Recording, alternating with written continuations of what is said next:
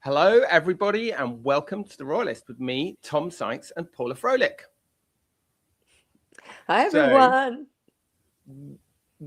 it's a very exciting day in the United Kingdom today because the clocks have finally gone forward 3 weeks after they did in the United States. So, it's actually 6 o'clock in the evening here, and it's gorgeous, sunny evening.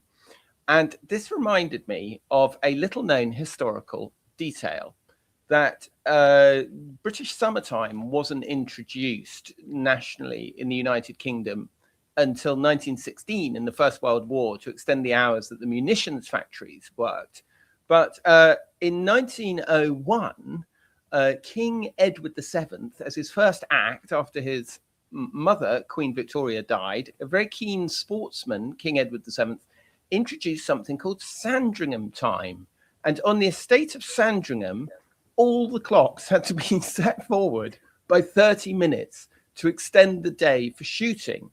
And Sandringham time was deemed such a massive success that it continued into the reign of King George V, who succeeded Edward VII, and only came to an end in 1936 with the reign of the great villain of British history, King Edward VIII, who, of course, later abdicated, but I think should be shamed equally for his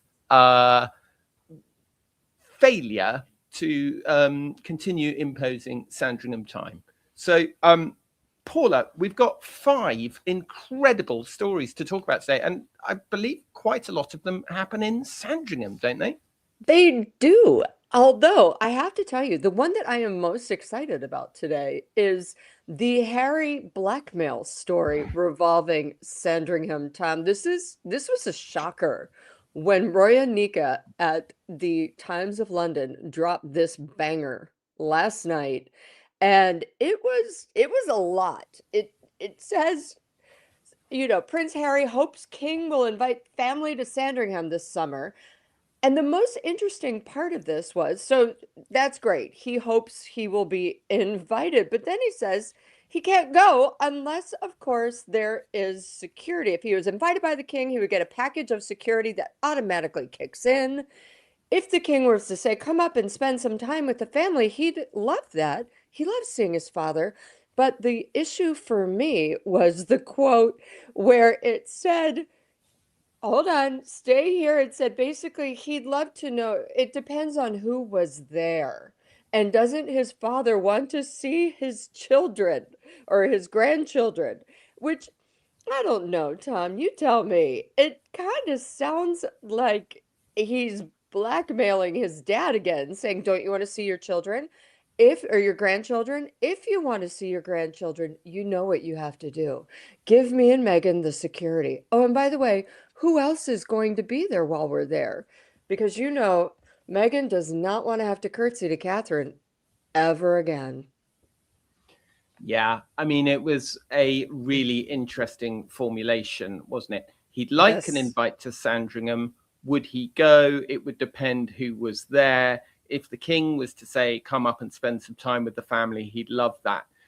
It very notably stops short of saying Harry would definitely go if he was invited. It suggests that he would graciously consider it, I suppose, and but that any visit that he would make at the invitation of the king would still carry his own conditions in terms of vetoing the guest list of the other people who are at Sandringham. And then, of course, goes on to talk about how really actually this is going to be impossible in any significant way for the king to have a relationship with his children unless he is granted this, all bells and whistles security.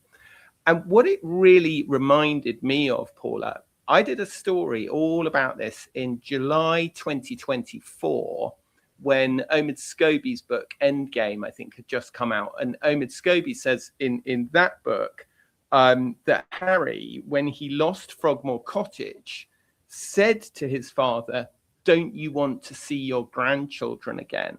And I mean, I've got a whole bunch of quotes here that back from that 2024 piece, where they told me that they basically felt that Harry was attempting to emotionally blackmail his father. In response to that piece I did, Harry's team then pushed back and said, no, that's not the case at all. He just wants his children to be safe, etc., etc., etc. I mean, it seems crazy to me, Paula, that having caused so much damage with this argument in 2024, that the only way Charles could access his grandkids was to give Harry security. He's now running this one up the flagpole again. Well, not only that, Tom, but he's also saying, I want to know who's there. It's kind of like, hey, Tom, can I come visit you and your wife and your kids in Ireland? And in order for me to do that, this is my idea, okay? In order for me to come visit you, this is what I want to eat. This is what's going to have to happen. And by the way, can you get rid of some of your kids for me when I get in there? Because I don't know, they might annoy me. It's insanely petulant. It is insanely entitled. And it's just rude as hell. And I'm going to read one more line from this piece because I'm thinking that the palace agrees with me. So, a source familiar with the Ravik process, aka in the palace, I'm assuming, says everyone, presumably including the parents, must be horrified by any suggestion of using the king's grandchildren as a form of bargaining tool in the security process. And I mean, enough. Here's the deal. This is the longest Harry has ever gone without getting what he wants. And I think he's throwing the biggest tantrum ever. Absolutely. And of course, that line is absolutely pivotal. Lots of people will perceive the influence of Sir Clive Alderton there, who is the King's personal private secretary, who is one of the few people that we know for certain sits on the Ravik committee, because he is actually, oddly, he's actually the royal family's representative. He's therefore Harry's representative. But he is not a great fan of Harry, and Harry's side are certainly not a great fan of Sir Clive Alderton. You may remember when Harry made this comment about saying that he was visiting his grandmother to check that she had the right people around him. That was widely considered a petard thrown at Alderton. And of course, Alderton was famously described in Spare as one of these triumvirate of courtiers who are described as sort of revolting, grubbing insects, the fly, the wasp, and the bee. I'm told it's complete rubbish. Nobody had ever referred to them as the fly and the wasp and the bee. Nice bit of artistic license by J.R. Mo Ringer. But it's certainly a memorable phrase. I don't think Clive Alderton minded at all being described as the wasp. And yeah, it really reminds me of, as I say, what somebody said to me in 2024 when I was talking about this. They said, a friend of the king told me at the time, this is me, Tom Sykes, writing for the Daily Beast, a friend of the king told me, Harry has lost his security case in court and he's now trying the emotional blackmail route to get what he wants instead, cynically using the threat of Archie and Lilibet never meeting their grandfather again as a tactic to coerce the king. It's truly appalling. The idea that the security forces are going to allow the Sussexes to be attacked by an acid-throwing or knife-wielding maniac on their own soil is absurd, and Harry knows it. Using it as leverage, as a reason to keep his kids from their grandfather, is beyond contempt. Mm, mm. The other thing is, yes, it's jaw-dropping. I had to read that piece about, I don't know, 5 or 6 times. But it's also fascinating, too, that he's insisting that Meghan comes with him. So a lot of people have parents who live overseas in a different part of the country, whatnot. I don't see why he couldn't just bring the kids with him and one of his 4 nannies, or all of them, to go visit Sandringham and just leave Meghan at home. Because, frankly, nobody wants her there. That's been the biggest thorn in the royal family's side. We've discussed it, that people would be willing to talk to Harry again, but don't want Meghan anywhere. Meghan doesn't necessarily want to go there, except for to possibly have some sort of, finding mission where she could get more information to possibly tell Oprah or Gail. And she definitely does not want to curtsy to Catherine. And trust me, Catherine doesn't want her curtsying to her either. She doesn't want her anywhere near there. So I don't understand Harry. I think he's just being, I do understand him, but I don't like it. What I'm understanding is that he's just being a spoiled, petulant brat. Bring your kids, go to Sandringham, have a wonderful week, leave Meghan at home. That's fine. She's going to be working on As Ever or whatever. And, go have a great time. And then you'll be in Birmingham. But this is all, frankly, a ruse for him to get the taxpayer funded security for Birmingham and to set it up for them to be able to come back and forth at all times on a whim with taxpayer funded security. It's ridiculous. It totally is part of that lobbying campaign, isn't it? And it's like you've started off by saying, well, I need it because I'm not safe. My wife needs it because I'm not safe. My kids need it because they're not safe. Oh, actually, we need it so that my grandfather can see. If you don't give this to me, you're withholding my children from their grandfather. I think what's so mad about this quarrel, it's so incredibly important to Harry. We've seen Harry himself give BBC interviews about it when he lost the court case. You speak to any of Harry's friends or any of his representatives, it's the first thing that they always want to talk about, that they always want to go on about the security, it's immoral, it's wrong that he hasn't been given it, it's not fair that Andrew have it, it's not fair that all these other royals have it. And it's so funny that this once sort of very obscure and quite dusty committee in the Home Office, that I should think probably half the people who were even on it probably didn't know they were even on the Royal and VIP Executive Committee, that Ravek has now become this kind of shorthand that every royal watcher knows about, knows how it's made up, knows what decisions it takes. And of course, the backdrop to all this is that the lobbying campaign is absolutely reaching fever pitch now, because this decision has to be handed down very soon. And we know that the security chiefs are saying, yep, we've done the risk assessment, he needs it. And we know the politicians are saying, over my dead body, we can't give this guy full royal security. We can't give him blues and twos. We can't give him escorts through the streets. So this is the lobbying campaign going into, once again, hitting the nuclear button and invoking this thing about the grandchildren. This for me, because I have a quick question, and I don't understand, because as it is right now, all Harry has to do is say, okay, here's our schedule. We're coming in 1 month, we're coming in 3 months, we're coming in 6 months.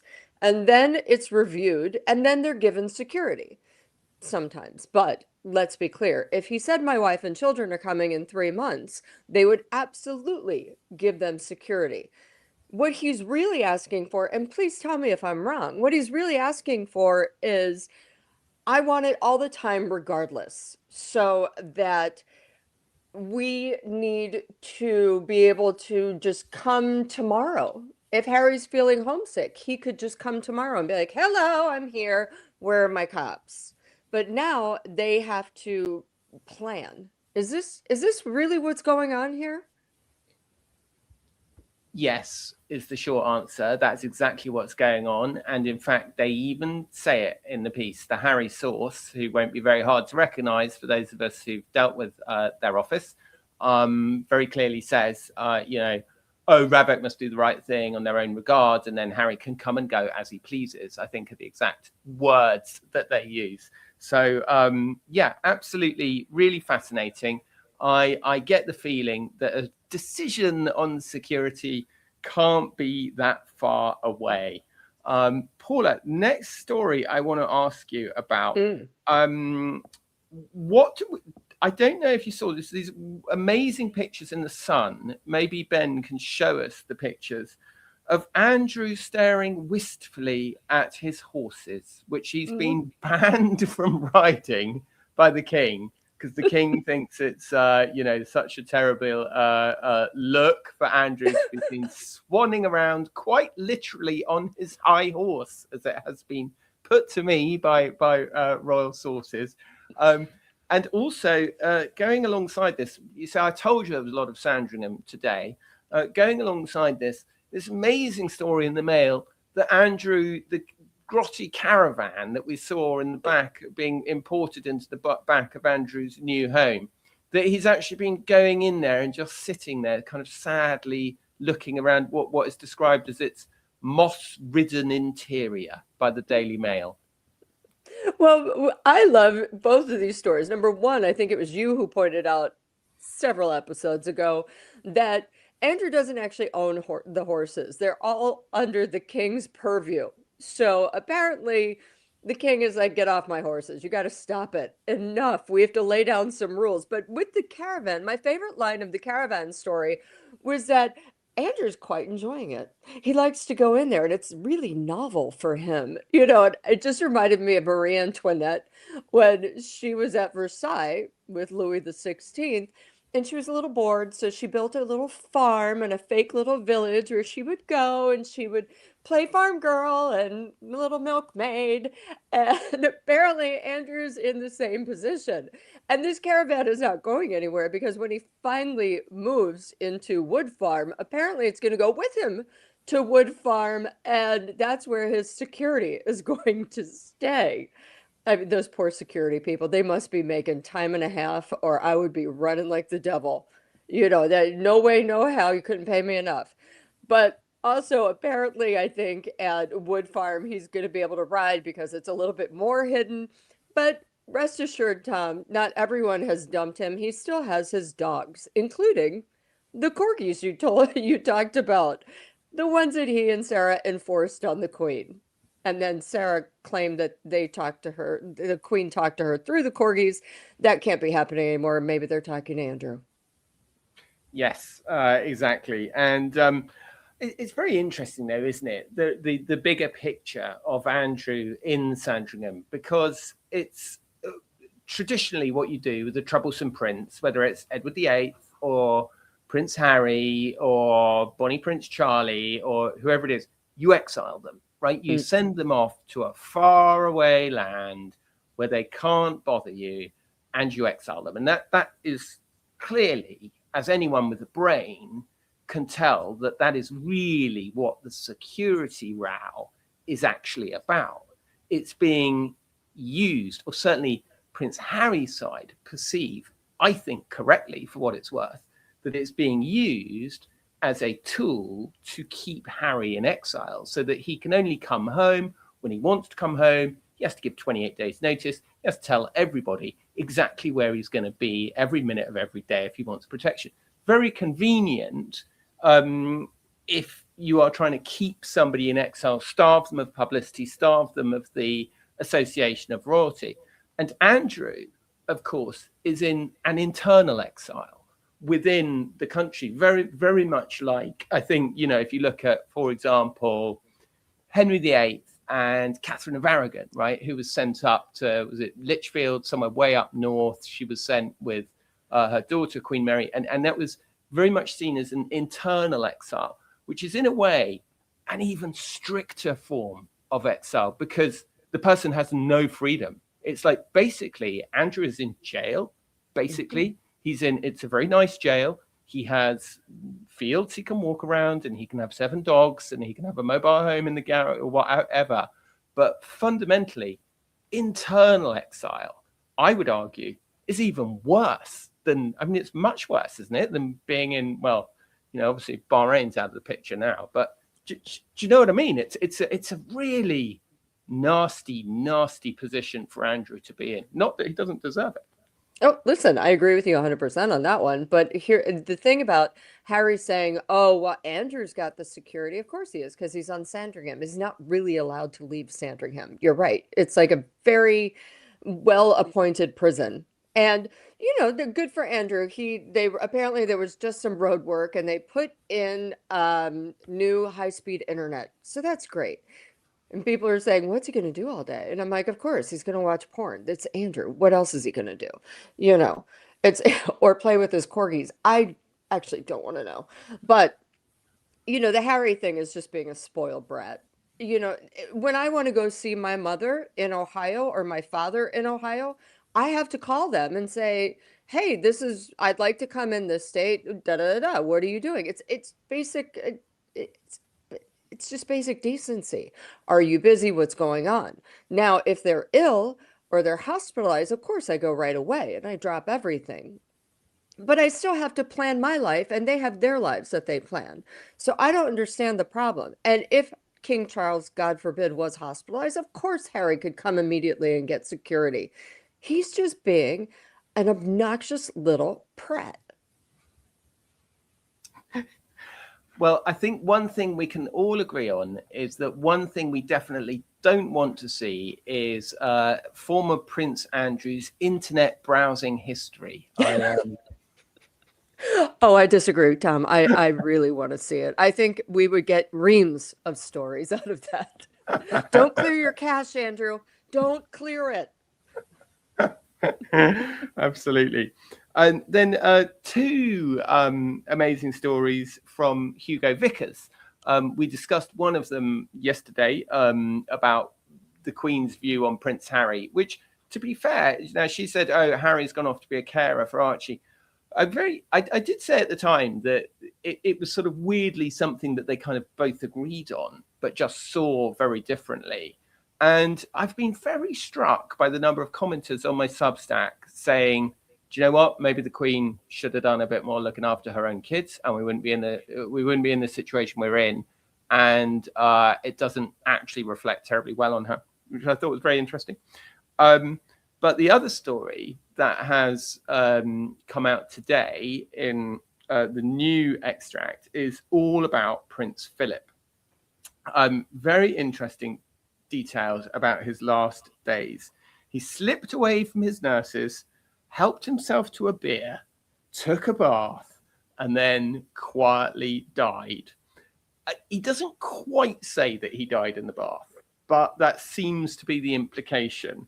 But I like the idea of Prince Philip, very much in control, refusing to be managed, having a beer on his own terms. I mean, there's something rather charming about it, isn't there?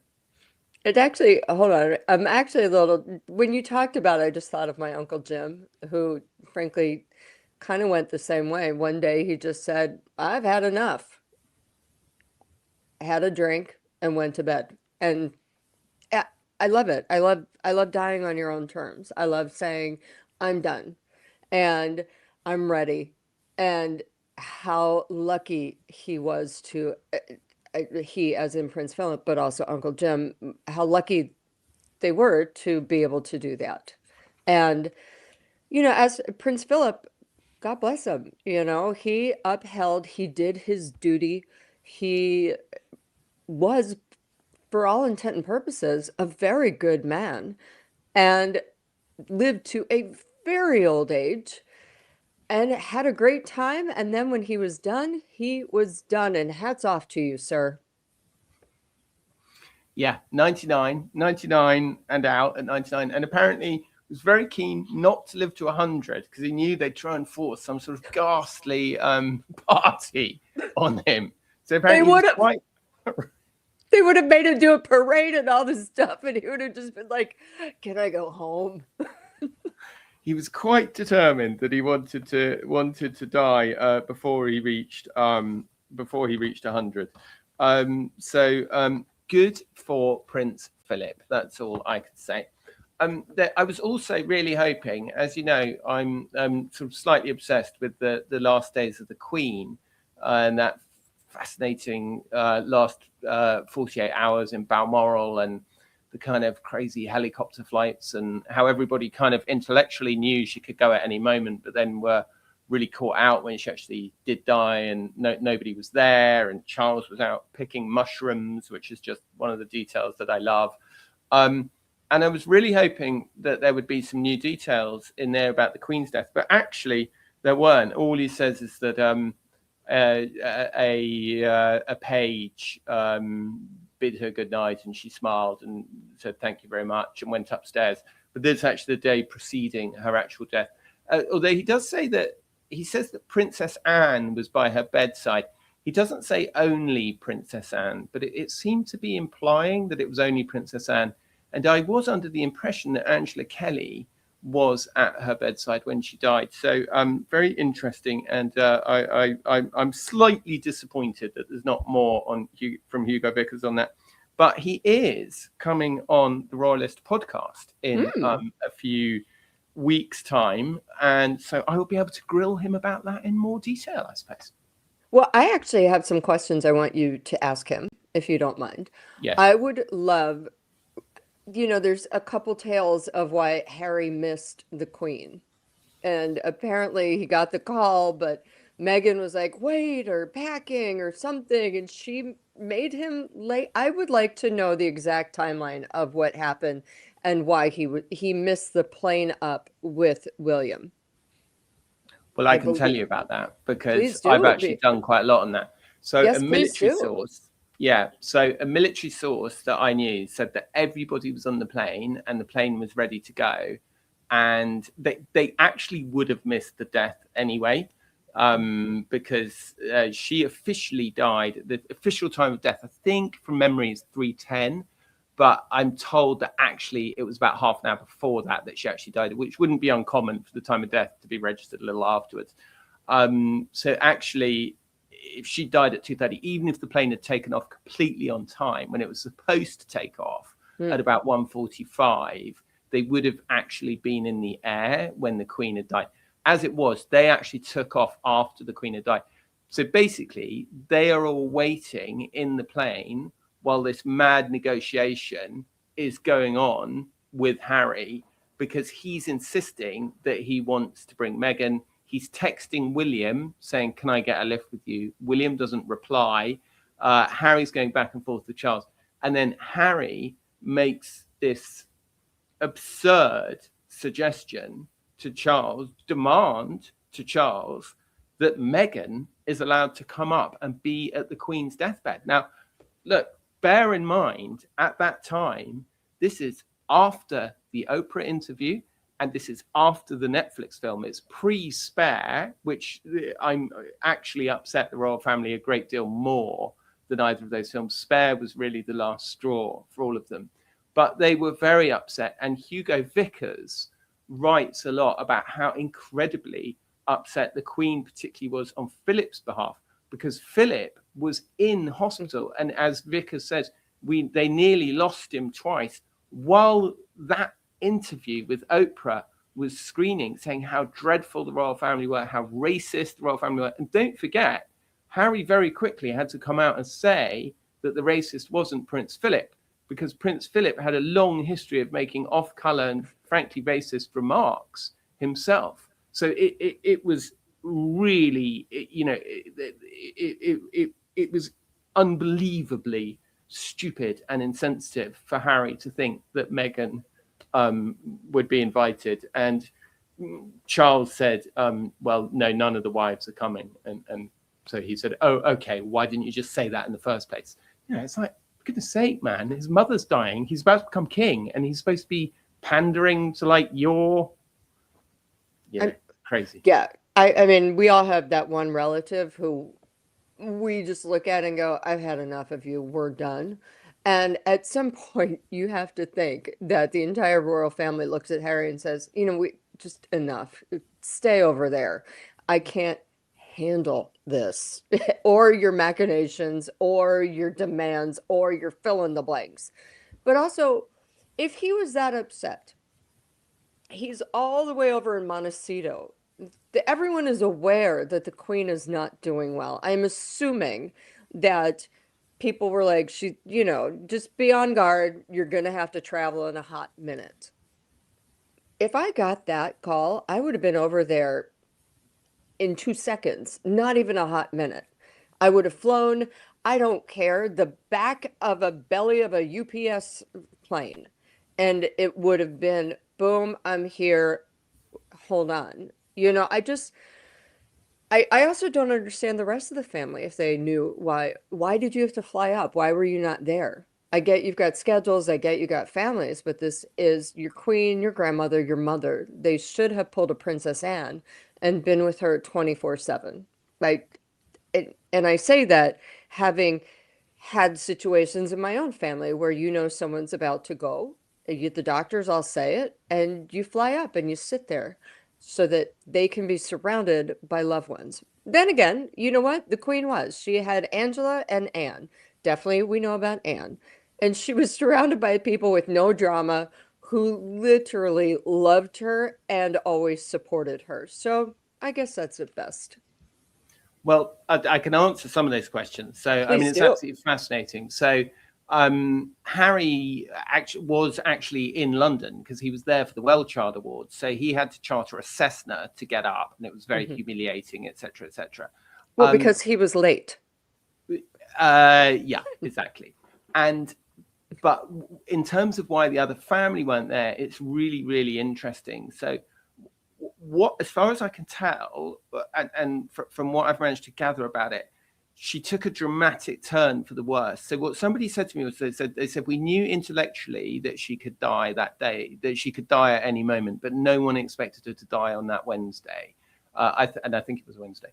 That's what somebody said to me. It's really interesting that you say that, because Anne, earlier in the morning, Anne just happened to be up at Balmoral, and earlier in the day, she was confident enough that the Queen was well that she went out to an engagement, a riding for the disabled engagement. Now, I think it was nearby. It was only like half an hour away, and she got there and she got a call to come back, and she came straight back.